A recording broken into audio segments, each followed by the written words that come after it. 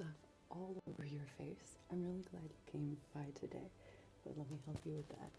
So my thought was that today, maybe you'd like to see behind the scenes of some of my recording setup here in Paraguay, where I am working on the voice work for Ruin of the Gods, for God of Murder.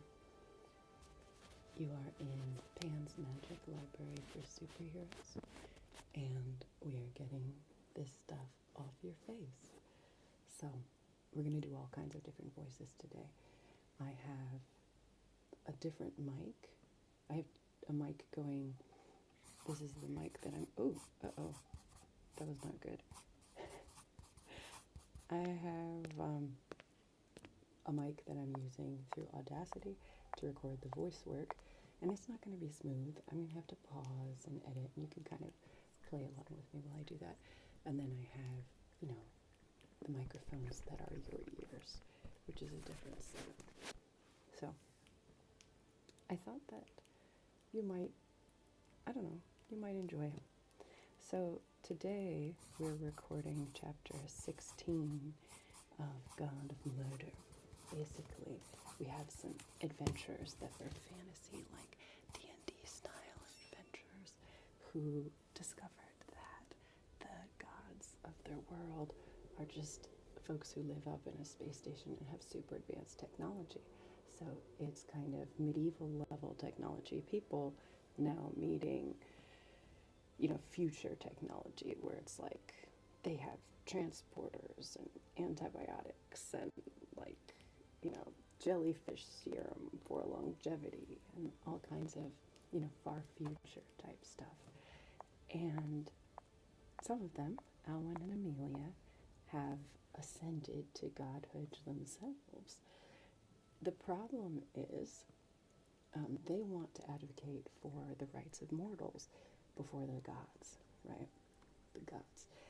And they've realized that in this super future-y pseudo-science world, the gods are using the tau waves of the human frontal cortex, which are a real thing.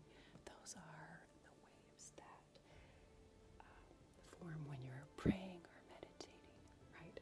And so the tau waves of the human frontal cortex, they have that, just like how some advanced satellites today can pick up really intense camera images, these can pick off kind of the EEG electricity that the brain gives off.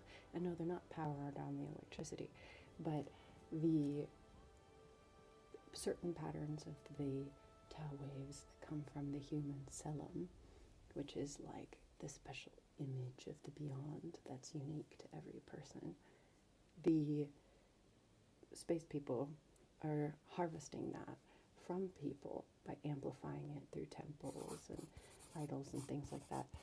And basically that's how they power their powers, basically using kind of the mystical power of the human mind. But when they do this, they drain our individuality and uniqueness. The question that was asked when this was being written was, why do the gods want to be worshipped so much? Why does that matter to them? Is it just power? And in this case, it's power plus, right? So Alwyn and Amelia need power because they're going to take on the god of murder, but they can't ethically harvest energy from the human tau waves.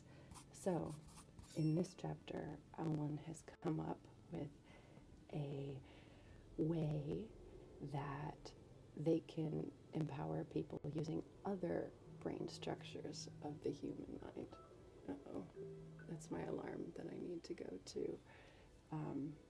In about an hour, I'm going to leave and go to the prosecutor's office. Not the prosecutor's office, I'm going to the Juzgado del Paz to pick up a document for one of the abuse folks that we're trying to help out. One of the violence survivors, really her mom actually, pick up a protective paperwork and bring it to the comisaria. That's part of the work that we do in with the Becoming Hero.badge and Finally.com charity. So, all right, without further ado, you have backstory. I'm going to record. which means I need to have this off and not be listening to myself, because that's going to be a whole thing, right? All right. One of the major issues I have to deal with all the time is spit. I tend to have a really mucusy, nasty sound, so that's a whole thing. Actually, I'm going to need these headphones because I'm going to need to hear what I say to myself.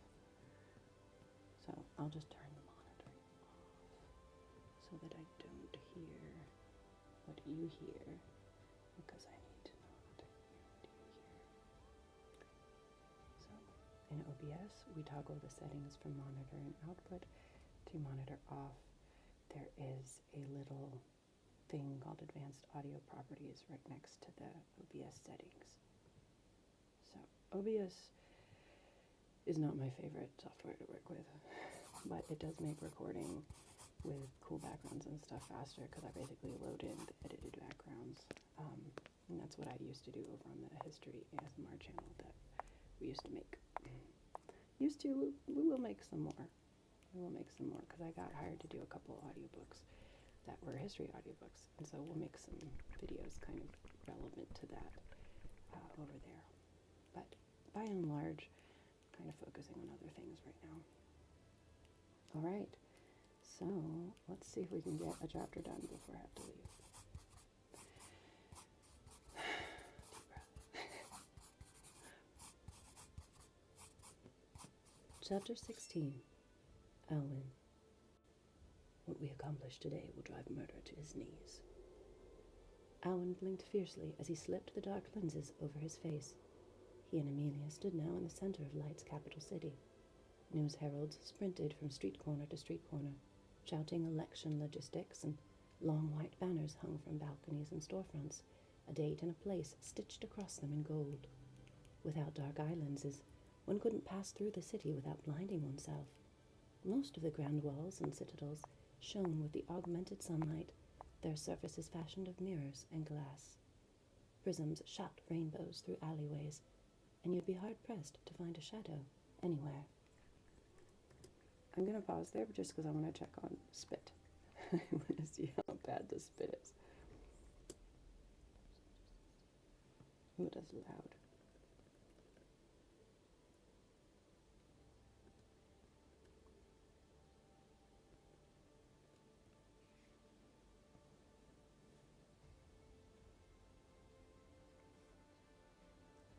It doesn't sound too spitty.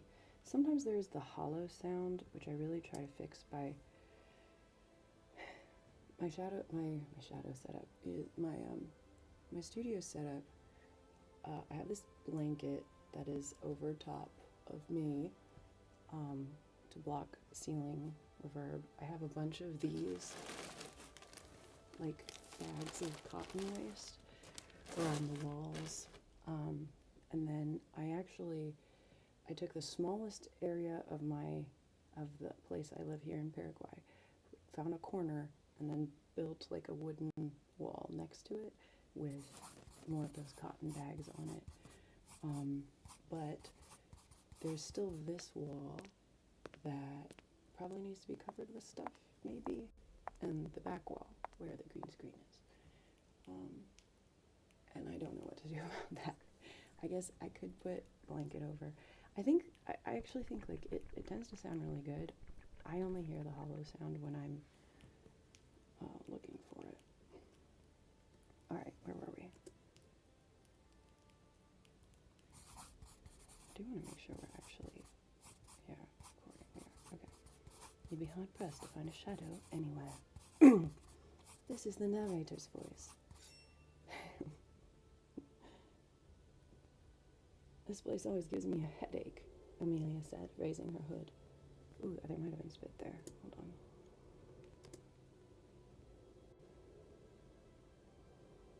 No, it was fine. But, I need her. I have to put her a little higher, and she shouldn't be that whiny. This place always gives me a headache. Yeah, that's better. I'm Amelia. I have saved worlds and traveled the universe. She hasn't traveled the universe. This place always gives me a headache. Amelia said, raising her hood. The darkness cast over her face stood out in the scene like a blemish on a window as they hurried along the bustling but orderly sidewalk. Why couldn't we start in the dark lands? Because you didn't want to ask permission of its ruler, Alwyn said. The terms of censure were a bit stricter than I anticipated, and we can't afford to have the council expel us from the space station. Not with so much work unfinished.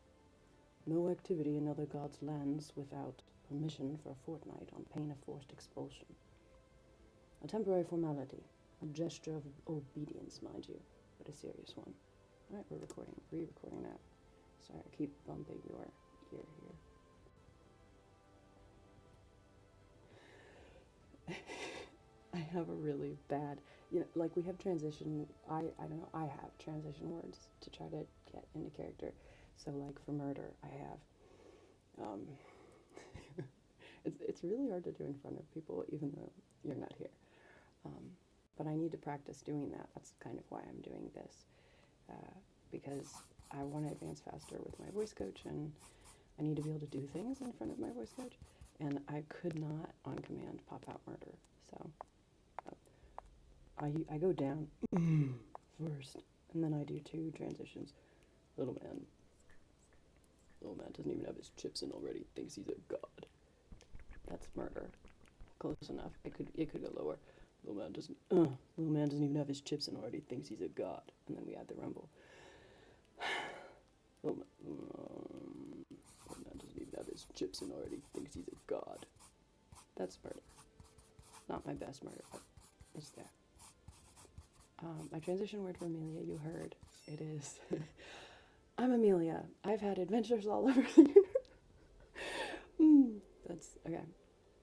But then Alwyn is, my transition word for Alwyn is ridiculous, because I don't sound at all like the character whose name I'm using. But I go, I'm Gale of Waterdeep. And that kind of helps. It helps me get down to where I want to be. So I'm lower, but I'm friendly and clever, and we have a little bit of the throat. This is the voice I want to work on most. I want this voice to resonate, because it's a main character voice, and that's, important. So I wasn't low enough, I think, for this take.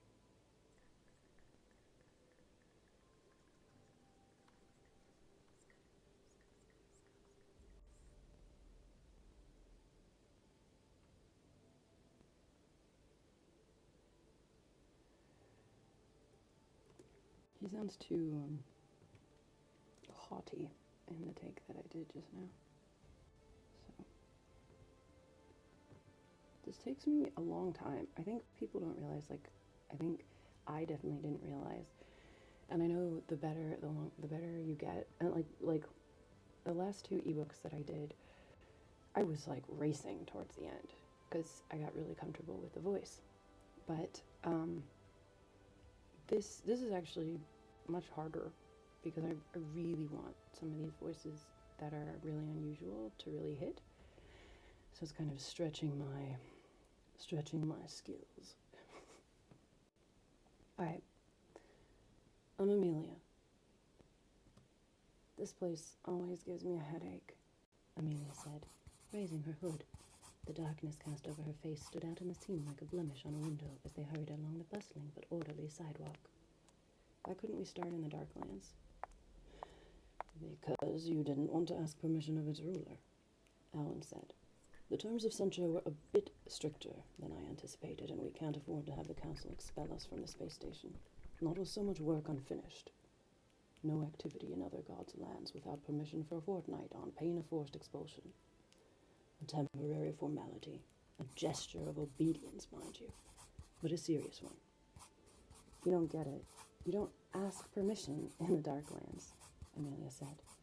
You do stuff first and ask later. I understand that, but it's not as if the council particularly likes or trusts darkness either. Alwyn scanned the plaza for the Statue of Light in the center. Ah, and the marble stage in front of it. Have to swallow spit? I'm Gale of Waterdeep. I'm not confident that if the council asks her what we're doing, they won't twist her words against us. Are you kidding? Darkness is a fantastic manipulator herself, and she likes us. You in particular, Amelia said. Oh, is that the actual reason? You're afraid of her coming on to you? What? No! Alwyn coughed, clearing his throat several times as if that could rid him of the idea. He hadn't noticed any particular attention from the veiled goddess with grey skin and tendrils of shadow flowing from her dress and her fingers. The thought of her cool touch hadn't occurred to him either, nor did he want to consider it now. She was comely enough, in a curious, terrifying way, like a foreign cuisine whose scent stirs the tongue unbidden. Anyway, Sylvina still lived, somewhere in the universe, and Alwyn wiped away any images of anyone else with the shape of her ample hips, and the scent of raspberries in her long, wavy onyx hair. The memory of the distance stabbed. Surely the loneliest of sailors lost at sea for decades with only waterlogged letters from home didn't suffer like Alwyn did. Swallowing spit again. I don't know why I don't have this problem when I do like long recordings of other things, but I think that's because of the way I have the mic set up, or just some of these voices are spittier than my normal voice. My normal voice that I talk in everyday life is kind of low, like this. The voice that I usually used over on the History ASMR channel is some version of this. Somewhere. Complicated, depending on, and then I started doing some characters, but I didn't really. And I have found that while I've been trying to raise money for the charity, voices are fun, and also kind of, I've been able to, like, just in my first year try and get some paid work, so that's exciting. I'm not, like, rolling in it, but we have been able to raise some money for the charity, which is cool.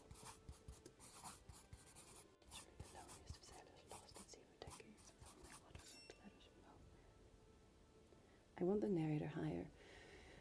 I'm the narrator. We are soft and gentle. Didn't suffer like Alwyn did. Where I have lost my place, and now we are in an accent for some reason. Oh, at least they could work toward their own salvation. There we go. At least they could work toward their own salvation from... Oops. I don't know what happened here. I'm the narrator. I have feeling and emotion, but I am softer and higher. At least they could work toward their own salvation, instead of waiting for random happenstance. But he'd learned to bury this, physical discomfort notwithstanding. Mel, you were the one who didn't want to call darkness, he said now.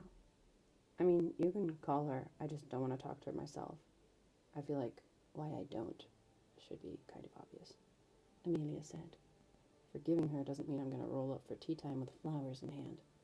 Oh, these are for all the times you made me go insane and kill people. Oh, and here's a necklace for when you tried to suck my stellum out my neck.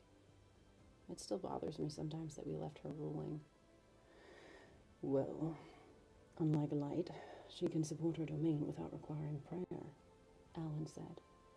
And she's rather necessary at the moment to hold back and reverse its many evils. Her current godhood is more of a penance now. A long and painful one, at that, with little rest. I know that. I'm still not talking to her. You should. I will, now that I realize what you actually meant with that vague, darkness is a no-go. He motioned her to follow, and jogged up the marble steps to the platform. Spit. It wouldn't hurt you to utilize your actual, specific vocabulary a bit more, you know. I think sometimes you dumb yourself down because you're ashamed of your mind.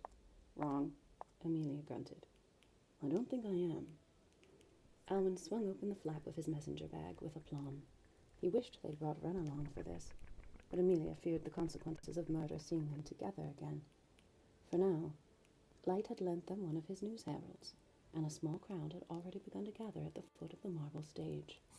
Alwyn's fingers closed around the satisfying metal and stone bundle in his bag. He drew out a ream of bracelets and handed it to Amelia. You'll trust me, yes? He asked her. I got his nervousness, but I didn't get the voice. Oh, it's okay.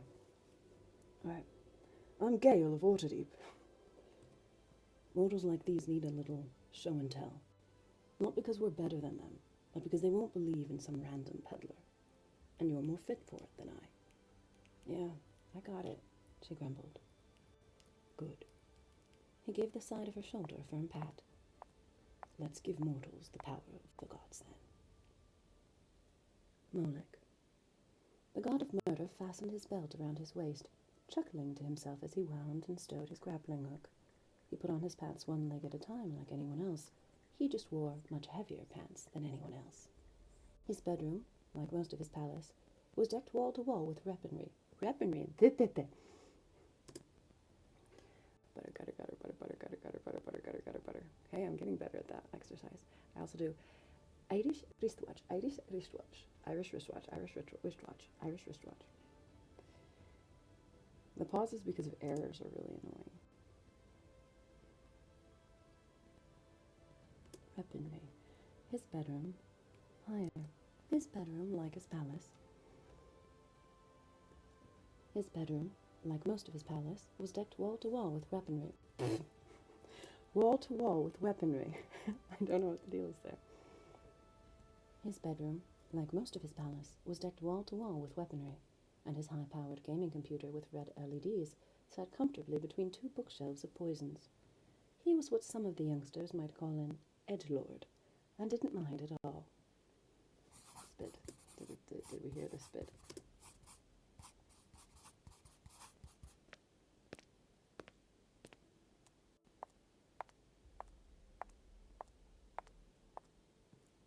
Yeah, we did have spit there at edgelord.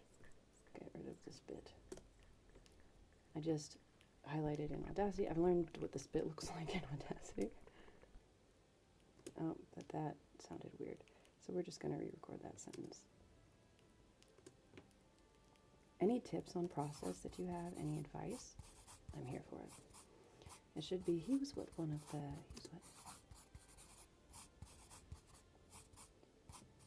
some of the youngsters might call an edgelord, and he didn't mind at all. Molech knew himself.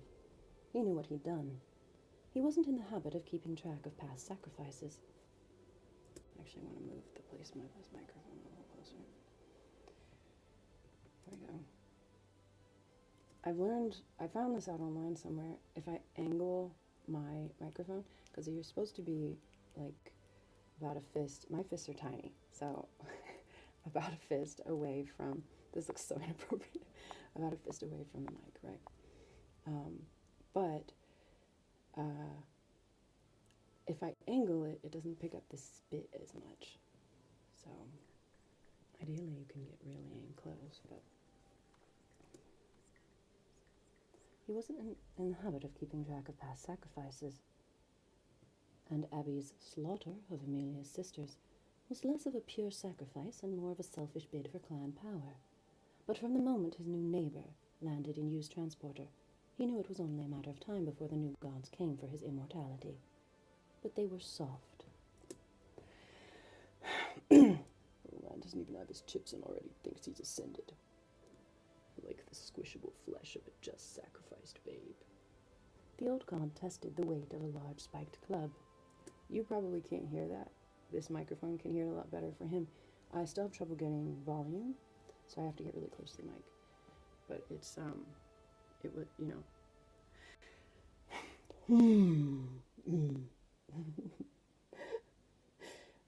We gotta get down there. No laughing.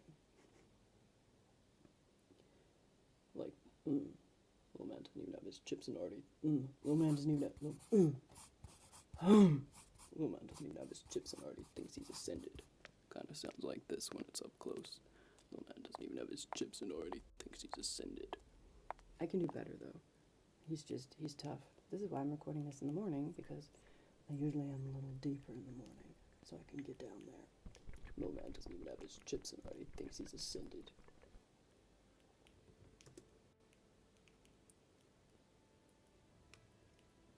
Too brutal. It was almost the size of the girl herself. I'd probably kill her with one blow, and then he couldn't torment the boy. He's very old, so Alwyn is in his 40s and Amelia is late 30s. But he sees them as children.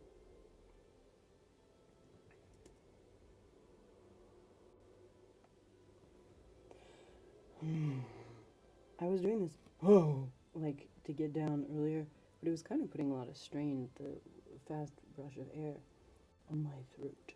It was putting strain on my throat, and then I can't get I can't eat, little man doesn't even have his chips in order. He thinks he's ascended. Little man doesn't even have his chips in order. He thinks he's ascended. Little man. Little man doesn't even have his chips in order. He thinks he's ascended.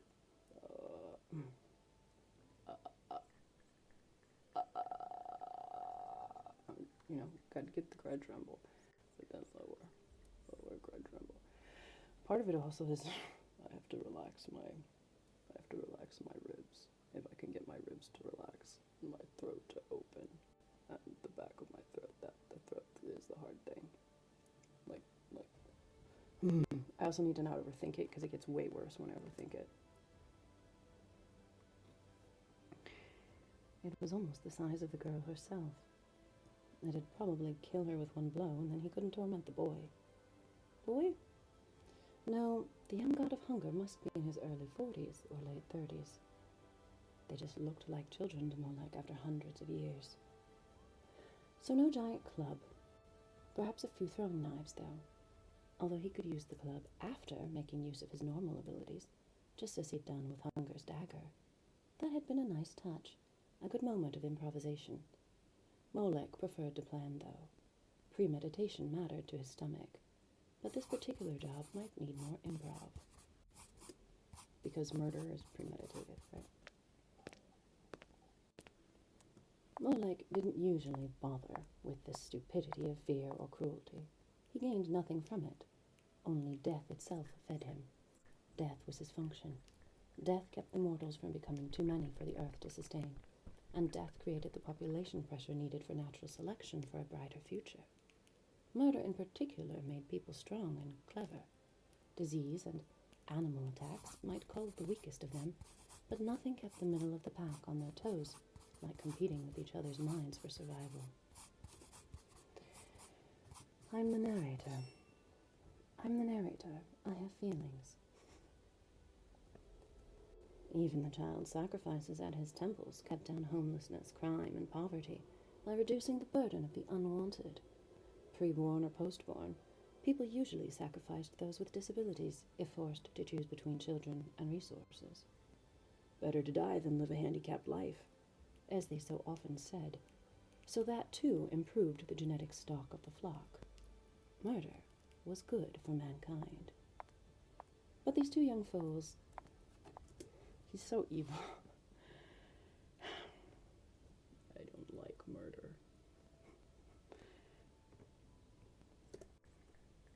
He is a really strong bad guy. But these two young fools didn't know that yet. So he would teach them. The cruelty required was for their own good. Well, the good of the one he'd leave alive, anyway. Because if they really wanted to help mortals, they needed the truth. They needed to eliminate the council. And to do that, they needed murder. No one respected the mortal mind like he did, and no one despised the hypocrisy of the good gods like he did either. His disappointment of a son and simpering whore of a wife had never understood him. But one of these new gods might. They just needed convincing. And to understand how they worked, how he could convince them, murder needed to see how they behaved under pressure. It had been eons since he'd last had a true friend, and that kill had been the sweetest of them all. That's a really short chapter. I might be able to do 2 before we go. So then what I do to make sure that it's good for ACX, so like my recording room is really quiet, but I have a little macro that checks, EQ, it's running now, checks to make sure the noise levels are correct, RMS, which some of these terms, like I don't understand what they mean physically, but I know that ACX gets mad if RMS is not between 20 and noise floor is not less than 6 and -6 and all these other things. So I have a app that does that. And then it's important, I do apply a limiter.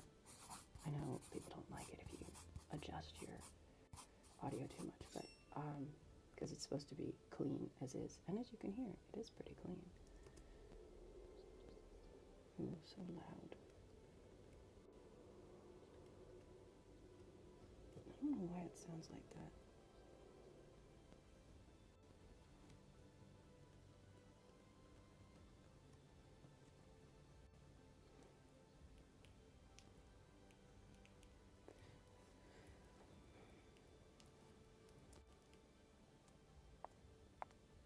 I wonder, I gotta be really careful not to like over edit it though. Sometimes it sounds better before I apply my macro.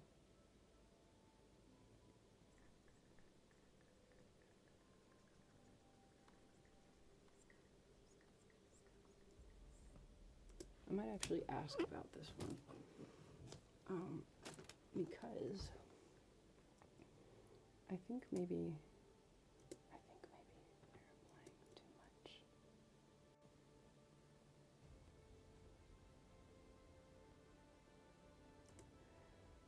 The beginning is maybe, I think I was too far away from the mic. I don't know, but it sounds good. It just, I also get like really over worried, and then so sometimes I can't hear correctly what I did, and I have to go back and listen and re-record. And then sometimes I think something's terrible, and then I go back and listen again, and it sounds great.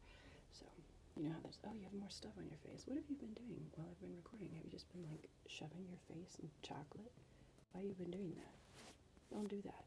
Don't just shove your face in chocolate. It's weird.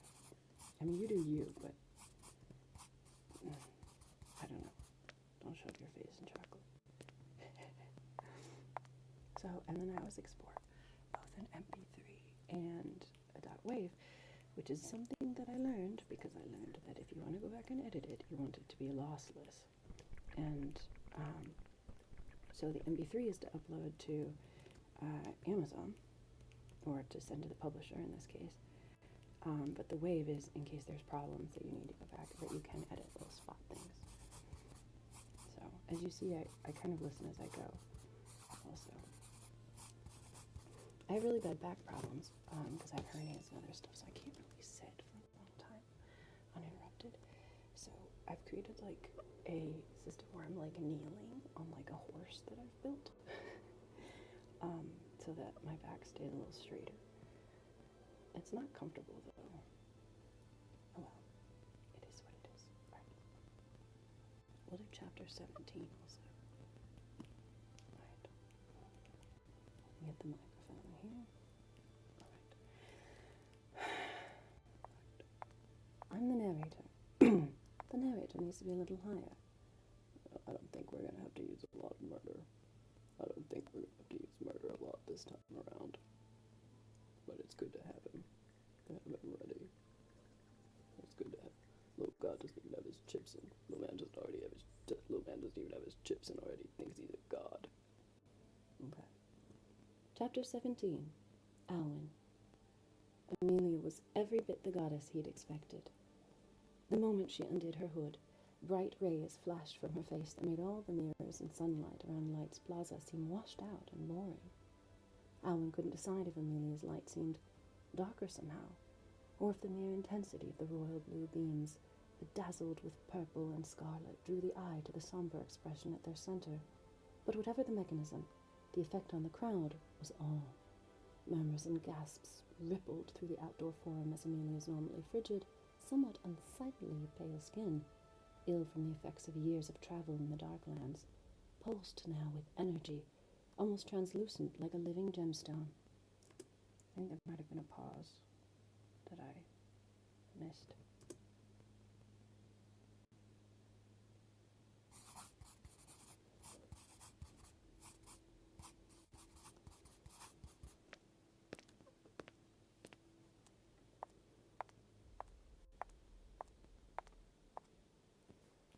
Listening to it. I don't hear a pause. I do think that some of it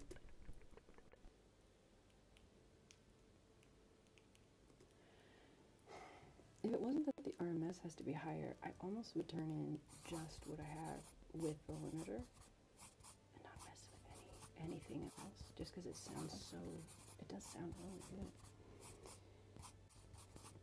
Ripples, yes, pulsed with energy, translucent like a living gemstone.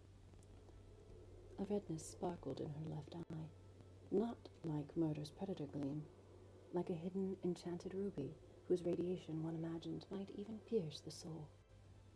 While crowds, and people in generally exhausted Amelia, Alwyn had observed, and people generally exhausted Amelia.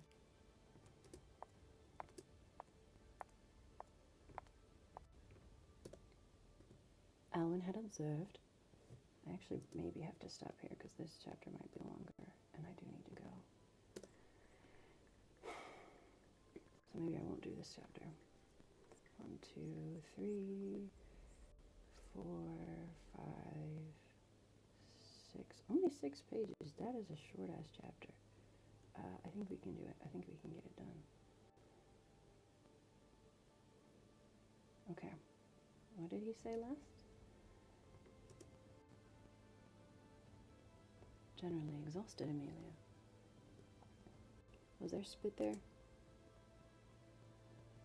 A little bit. Generally exhausted Amelia, Alwyn had observed that she wasn't averse to public speaking itself. They hadn't rehearsed at all. Once Alwyn had explained the mechanism of the bracelets to her, he'd trusted that she knew what to say. It wasn't a sales pitch. Her high voice boomed with an otherworldly feminine reverb that probably came from the cyborg machinery in her throat. Oh yeah, she's got this like creeping nanobacteria, but not nanobacteria. There's this modified bacteria that have little, they've been not just genetically modified, but they've been genetically modified, so they produce certain metallic things, and you can, they're basically like robot bacteria. It's explained way better in the book. But they can basically carry. It's based on the fact that when I was in college, we learned how to make, like bacteria can be taught to make plastic, right? Bacteria can be taught to make all kinds of interesting things. So the idea was that this bacteria can carry little, and by the way, there's bacteria actually can create like conductive wires between them, which is really cool. So that's that. So these bacteria, this is basically a cyborg infection that she has, that's been modified in the far future. And she had it because she ate God's brain to save her friends. So it's a bad thing. And normally it would take you over and turn you into like just a statue robot thing. But she had some blessings, some biochemical blessings that protected it from taking her over. But that's a secret. It's a secret that she's actually a golem, as the medievals would say, or a cyborg, as the gods would say. Alright, where was I? Alright.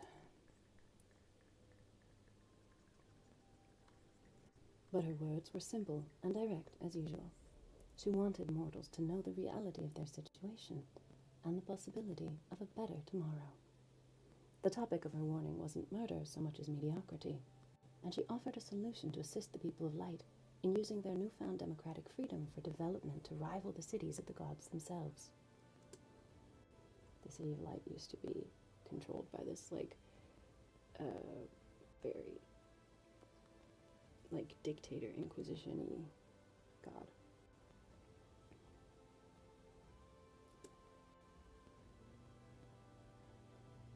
And a future free of Tselem-devouring prayer. The latter point she made with metaphor for the sake of plausible deniability. One never knew whether one was speaking within earshot of some cleric from a council god. But the message was clear. Alwyn had engineered wristbands that enhanced mortal capabilities by feeding on electroencephalic waves in Amelia's frontal cortex. Ooh, I mistimed my breath there. And the dopamine cycle in his own basal ganglia. I'm creating a sort of... Oops. I'm Gale of Waterdeep. Let's get down here. Let's get down. I'm Gale of Waterdeep. I'm Gale of Waterdeep. I'm creating a sort of wireless network, you see, connecting mortals to the power of the U-ring, he told his companion. The ring consolidates power from our satellites. We're a bit of a stopgap, then, between the ring and the people, so we can moderate its effects without burning out the system. Sort of an intelligent fuse, in a way. Lady Imagination offered to distribute the wristbands to worthy mortals, so they could feed directly on the two gods. Amelia is Lady Imagination. Alwyn is Lord Hunger. Hunger would inject drive and endurance into the mortal dopamine cycle to keep the humans from tiring, literally doubling the output of their inherent cell of magic. Imagination, meanwhile, would also supercharge their frontal cortices, allowing them to generate cleverer and cleverer solutions without godly aid. Was there spit there? No, no spit. Where was I? Without godly aid. Both would evoke amygdala. Yeah. I got nervous about pronouncing amygdala. Both would evoke amygdala sensations of hope and possibility, inspiring and comforting mortals in their times of need. Alright, I don't know how we're going to do her big voice. I'm Amelia. I'm Amelia as Lady Imagination. No. This is Lady Beauty, who we despise. Oh, this is Ren. I'm Amelia. I'm Amelia as Lady Imagination. We don't accept prayer. There we go. We don't accept prayer because we'd rather give you that power to help yourselves, Amelia proclaimed. I spent my mortal life running from the evil god who empowered me. I can't stand seeing people forced to grovel just to become something. Why should you sacrifice freedom for power? Why not have both? That's why light brought us here. The cleverness of the system lay in its mutual benefit. Ooh, there was spit. I heard spit. Ew, yeah.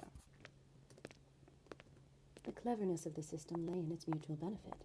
The more a mortal with a hunger bracelet succeeded, the more Alwyn's power would grow, and the more a mortal with an imagination bracelet created, the more Amelia's power would grow.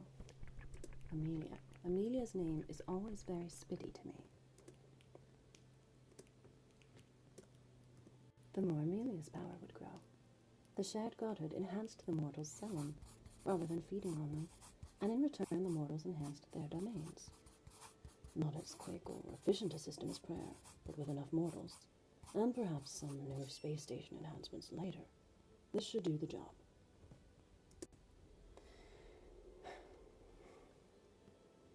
I don't know why I'm so uncertain about this voice. I like this voice, and sometimes I can hit it. Alright. Next is the other voice that I'm really fighting with.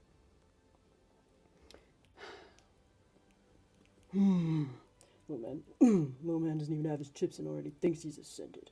Little man doesn't even have his chips and already thinks he's ascended. Wait, stop. No, stop. Murder. This should do the, that is an impossible transition. I can't go from murder to, Little man doesn't even have his chips and already thinks he's ascended. like, I can't get down there. So I have to pause. Well, That sounds funny. oh, whoa. Little man doesn't even have his chips and already. No. Open up the ribs. Little man doesn't even have his chips and already think. No. Little man doesn't even have his chips and already thinks he's ascended. Little man doesn't even have his chips and already thinks he's ascended. Little man doesn't even have his chips and already thinks he's ascended. This man takes me forever. I hate him. I hate murder. He's kind of cool and bad. Little man doesn't even have his chips and already thinks he's ascended. Little man doesn't even have.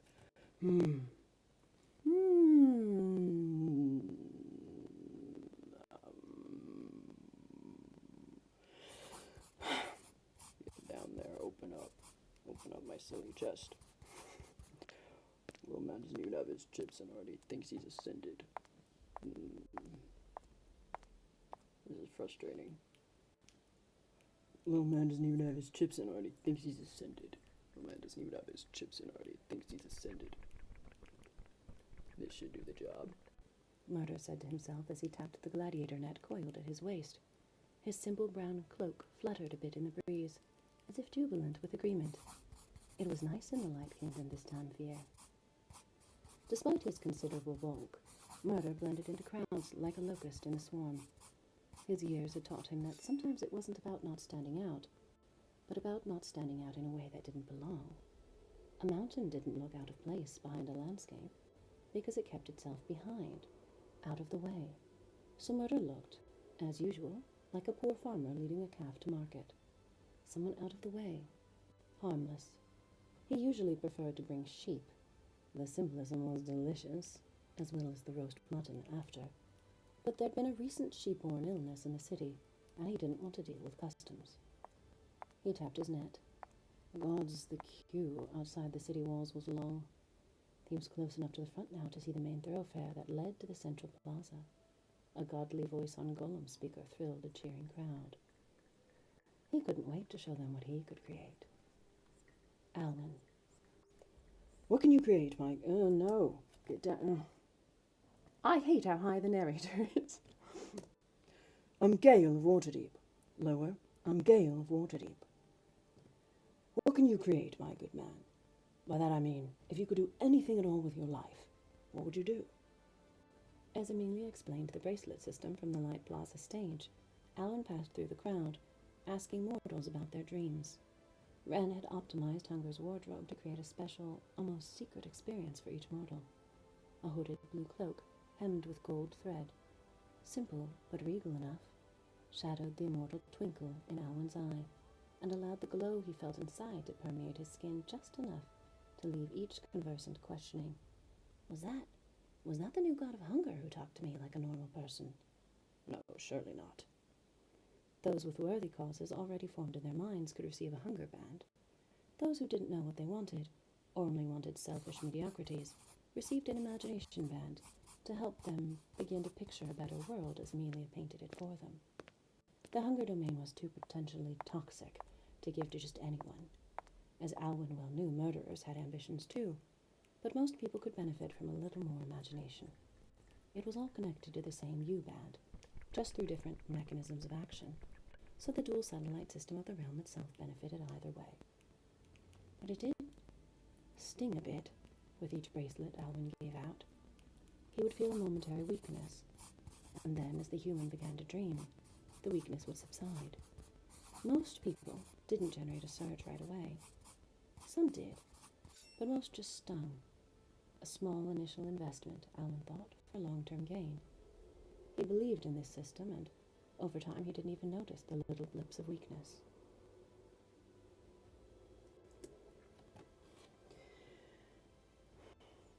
He didn't even notice the little blips of weakness.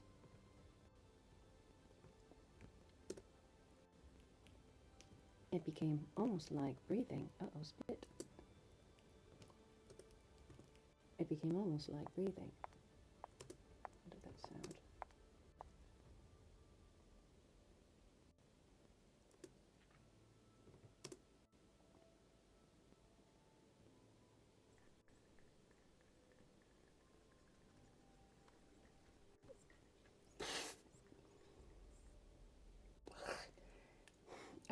I saw like Gentle Whispering from the Gentle Whispering ASMR channel actually like put cotton in her mouth to deal with the spit sounds. Almost like breathing. It became almost like breathing. Like he needed to breathe the power out to the people to then breathe back into himself. But there was this one odd moment when a rather plain-looking young man, perhaps in his late 20s, surely no older than 30, said he dreamed of creating kinship between mortals and the beyond. Before City, Alwyn had never heard anyone talk like that, and instead of asking the customary questions he'd asked everyone else, Alwyn found himself handing over both bracelets with almost instinctual obedience. as the plain young man touched the bracelets. Alwyn felt such a surge of inspiration and hunger himself, his chest ached, and he thought he might go blind, blinking, because he too wanted that friendship with something no one could touch, the welcome home to the fiery cradle from which all of us came, and suddenly, lords, he suddenly wanted that with every fibre of his being, and what was more, he wanted everything he'd ever wanted more than he'd ever wanted it before. Sylvina's touch, the smiles of his 3 dearest mortals, Amelia's well-being, a nice cup of tea, the revolution across the realms that he didn't dare want, but he did want, and he wanted. Amelia stopped speaking for a second and looked over at them. Her light doubled. Vague shapes and shadows sparkled around her like portals into unknown universes, as if a million thoughts had suddenly occurred to her that she'd never considered before. She didn't let the surprise register on her face. She blinked and continued talking, ever stoic, but her enhanced imagination couldn't hide itself. That's strange, Alwyn said. We're supposed to be doing that to you, not you to us. The plain young man shrugged and smiled, and before Alwyn could ask his name, he slipped away. He slipped away.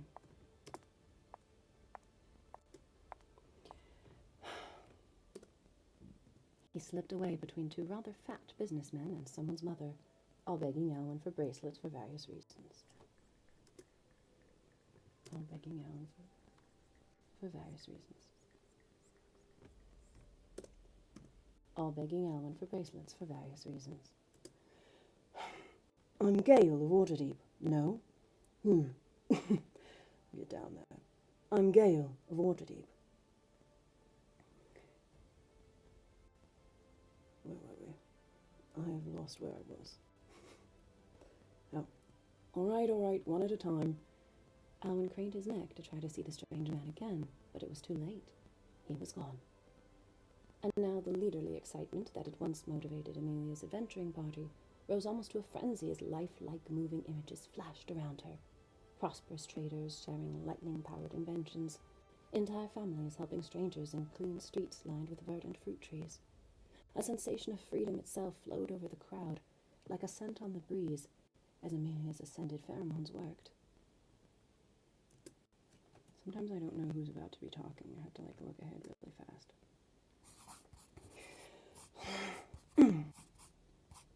This is Amelia, and this is Amelia's Lady Imagination. Every human brain has untapped potential, and we have the power to unlock it all, Lady Imagination was saying. To be blunt, if we can't get the gods to care about the problems that lead to violence, then we must get mortals the power to solve it yourselves. Alwyn cringed. Rather inflammatory there. He glanced over his shoulder, as if he could see the council's satellite camera watching.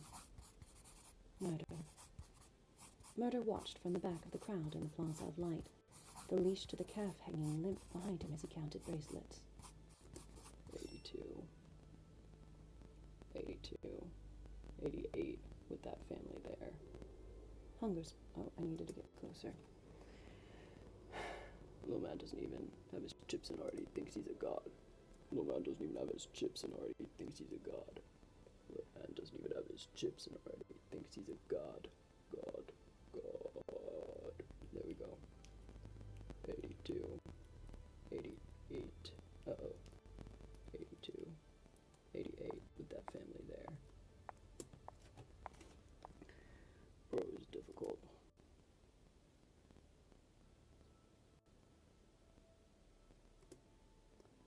Really have to get in close. Why didn't it record that as loud as it should? Okay.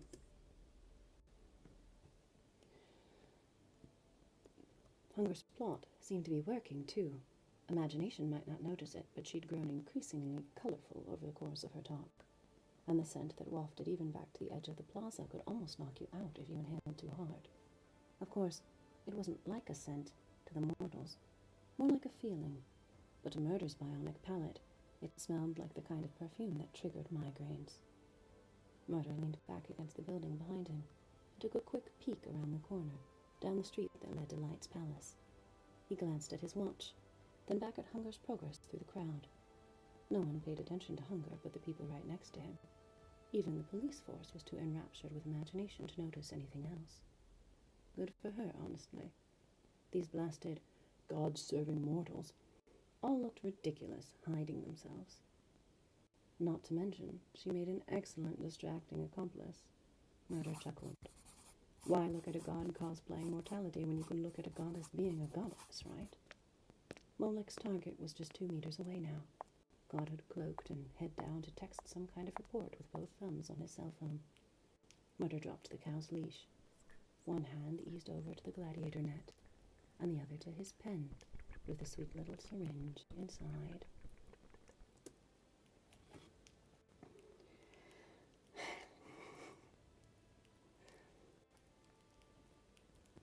Alwyn. An uneasy feeling crept up Alwyn's spine as the emotional crescendo kept rising. "We can't ascend you," Imagination cried, "but we can help you ascend." And then it happened. That was the strawberry that broke the farmer's cart. Poor choice of words, Amelia. Alwyn's chest tightened as a woman about his age in white cleric robes raised her hand. "What do you mean when you say ascend?" she asked. Amelia paused. The images continued to play behind her, above her, and around her, but the sensation she emitted shifted from jubilant freedom to quiet rebellion. Hopefully not something the gods can approve she's doing. Alwyn tried to refocus on the conversation in front of him, fingers taking sporadic notes on his far-speak device. "So, my good madam, you say you feel compassion for the stray dogs in your home village. What's your specific plan, exactly?" "I'm Gale of Waterdeep. He's supposed to be breathier." "I'm Gale of Waterdeep." Gale isn't breathy, by the way. It's a term that helps me. And Gale has a very clear voice that I can't access because I'm getting the shape wrong. But Alwyn has this voice, it just helps me to do this. "I'm Gale of Waterdeep. I'm Gale of Waterdeep." "So, my good madam, you say you feel compassion for the stray dogs in your home village. What's your specific plan exactly?" "What do you think it means to ascend?" Lady Imagination asked the cleric. "That's precisely the problem. I worry that this is all just to resurrect or replace the god of you," the cleric said. She spoke without malice, but folded her arms across her chest like a mother as the breeze flicked her long white hair. "I'm hearing a lot of, you deserve this, you deserve that, and we've all seen what that can become. The cities of the giant are great centers of learning and invention, yes, but also places full of violent crime, corrupt businessmen, and mothers and fathers who never see their children as they work themselves to death. I, for one, was grateful when you was killed." Amelia met Alwyn's eyes for a moment. Hers gleamed, a dangerous gleam, like after Cindy had casually shared her father's reconstructions of the wall's actual rooms about gender, information that, when revealed, demolished the false translations Light had used to subdue half his populace. Like then, Amelia planned to say something dangerous. Spit.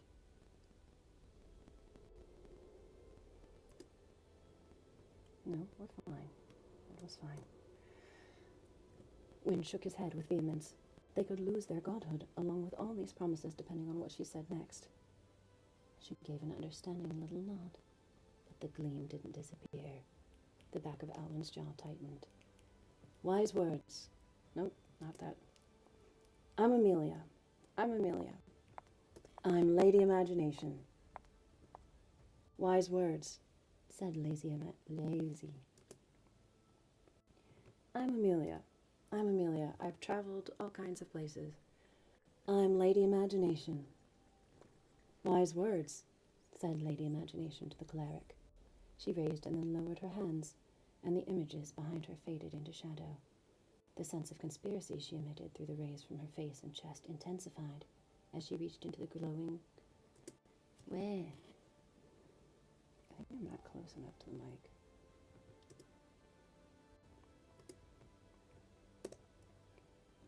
As she reached into the glowing crimson robe under the once black cloak that now shimmered with shifting violet like a star-studded night sky. Murder. For just a moment, Murder's focus shifted from his target. The object the goddess of imagination drew from her robe was a simple, unadorned codex with unusually shoddy workmanship. Oh, my butt is getting really sore.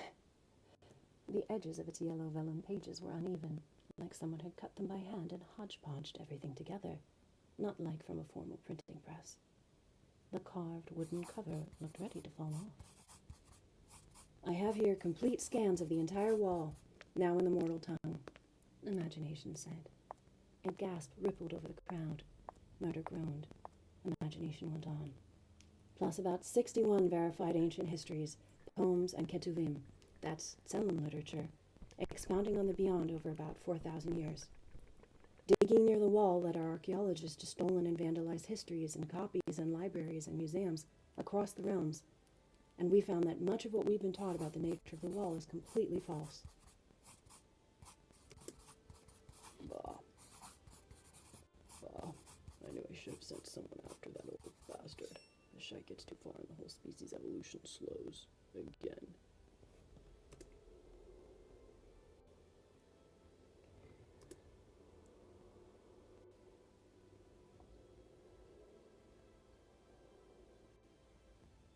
It's okay.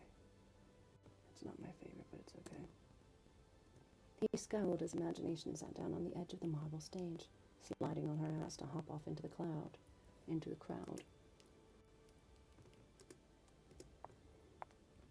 I'm the narrator, sliding on her ass to hop off into the crowd. Despite her ridiculous mortal-like movements, her colorful beams still projected a vague rainbow of dreamlike forms around her, and as the crowd split to let her approach the cleric, her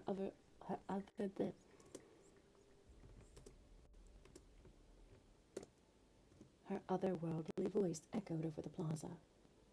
You're a cleric of light? Yes, said the cleric. I'm sure by now Lord Light has issued an order to destroy his holy texts. Nope, that's the narrator. I'm Amelia. I'm Amelia. I've had adventures all over the realms. I'm Lady Imagination. I'm sure by now Lord Light has issued an order to destroy his holy texts. These scans are why. Imagination held the codex out to the woman. Murder sighed and turned his eyes back to his target. Little man doesn't even have his chips and already thinks he's ascended. Little man doesn't even have his chips and already thinks he's ascended. Little man doesn't even have his chips and already thinks he's ascended. Worry about this nonsense later. Maybe tell the council. Not now. Just 4 more steps and the cloaked god would be within his reach. With the tiniest motion of his wrist, he let the net fall open by his side. The cleric took the text cautiously with pursed lips. So, these are your limits, in other words. For mortals and gods alike. Amelia nodded. To us, ascension isn't success at all costs. It's a world where my natural fool friend has the same right to live as you or I. Maybe we don't know exactly what that world looks like yet, but if all mortals finally have access to these runes, we at least have a place to start the discussion. Her voice shifted to something like an earnest whisper, but its crowd-reaching volume didn't change. If we can truly understand the wall and the boundaries that protect mortals from the ravages of a broken universe, then we'll never see another city like the cities of you again. I promise. 2 more steps. Murder clicked his pen. The cleric opened the cover, thumbing through the first few pages. This is forbidden knowledge in some precincts, she said. I assume you want it disseminated. Amelia nodded. The cleric handed the book back. But I'm not sure I'm ready to become your cleric. Don't become my cleric, Amelia said, handing the tome off again. Her lights faded now, and she shifted the plain hood over her pale, mortal-like face again. Be a cleric. Nope. We are shifting lower. We're becoming too low. Nope. Amelia has a voice that's up here. I'm Amelia. I've had all kinds of adventures. I talk very straight. I'm Amelia. I talk very straight. And this is where I'm Amelia, and I'm Lady Imagination. Be a cleric of the beyond. Be a cleric of the beyond.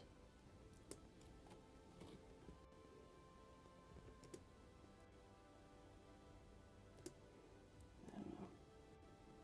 I'm Amelia. I'm Amelia. I've had adventures all over the world, and I just really want to protect my friends. I'm Lady Imagination. I'm Lady Imagination. I want to save mortals. I don't want you to be my cleric. I want you to be a cleric of the beyond. And with that, she disappeared back to the heavens, leaving the bewildered people with the tome made by the trisomy kids they had. They began to whisper and buzz and plan copies of their own. It was a spectacular exit. But Murder's target was now in reach, and before anyone could notice, he took his shot. The sleep syringe plunged into godflesh. The target collapsed into the illusion net, and Murder walked off with the body slung over his back, looking for all the world like a large farmer carrying a dead calf. Dun dun dun. Alright. And then I'm just going to export that. Tools, apply macro. I have to think a little bit. I might have to think a little bit about my... I am pretty happy with my sound mastering, so I don't want to change it right now. It's been passing ACX checks and it sounds good. But every now and then, there are things I could improve. Alright, so that was chapter 17. And I wonder what you think. Tell me what you think. This book is already out. Obviously the audiobook is not out because I am actively recording the audiobook as we speak, as you see me recording the audiobook. But yeah.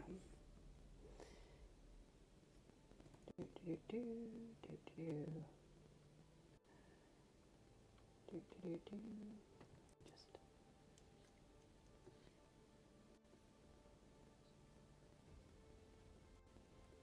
I don't know. There's like a certain volume that's perfect.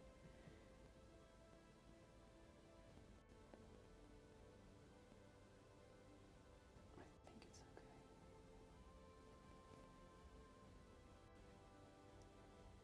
I think I have a tendency to be more willing to try to overproduce, which is not good. That's what they very much don't want, you know. If you could do anything at all, Owen still needs work. But it is what it is. It's minimum viable product. We start with what we can do, and then we gradually get better. This was chapter 17. And as we get better, we'll get lower. That's what we're working on now. We're working on getting lower while being clean. He's breathy. He's breathy because I'm cheating. I basically take a version of, this is my voice that I used to do for Jay. I didn't narrate that book, but I used to read that book to people. So I used to get kind of down there. This was Jay. And I can't remember how I did Dibble. He had kind of a like sleazy pretty boy voice. I don't remember. I remember it was bad for my throat. He had kind of a sleazy pretty boy voice. It was Lem. Lem was kind of constantly had a smirk on. I do want to like read some of those to you at some point. There we go, GOM 17. But Alwyn is... I'm Gale of Waterdeep. I'm Gale of Waterdeep. I'm Gale of Waterdeep. Pleased to make your acquaintance. It is a pleasure to make your acquaintance. It is a pleasure and a delight to make your acquaintance. We gotta get lower. No, that's not it. Alright. Well, I hope you've enjoyed playing around with me. Did you put stuff on your face again? What is this you keep putting on your face? And why is it brown? Stop doing that. That's weird. Enough of that. Alright. Thanks for hanging out with me. I hope that you enjoyed it. Let me know if you have any thoughts on the process or questions or anything, any tips, any things that you like, any things that sound weird to you. I would like to know if things sound weird.